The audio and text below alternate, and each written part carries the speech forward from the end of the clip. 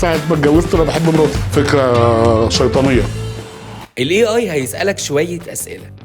تفتكر الحب كان اسهل زمان ولا دلوقتي؟ يعني انا ما اعرفش الحب دلوقتي عامل ازاي بصراحه. انا من ساعه ما اتجوزت انا بحب مراتي، فالحمد لله حلو، حب جميل. بصراحة عمرك استخدمت الديتنج ابس؟ انا عايز اقول لك اني عمري ما استخدمت ابلكيشن قبل كده اصلا، في ده او غير ده. انا الحاجات اللي بجيب بيها الاوردرات ما بستخدمهاش.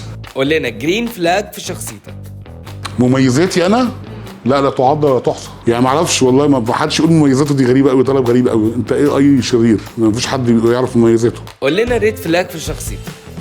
كل حاجه بقى عيوب كتير قوي يعني انا بقيت عصبي، ما كنتش عصبي بقيت عصبي، بسرح كتير، بفكر كتير. يمكن اكبر عيب فيا ان مخي شغال طول الوقت، وده بيأذيني انا شخصيا. طيب ايه الحاجة اللي ممكن تخليك تسيب العلاقة اللي انت فيها وتهرب؟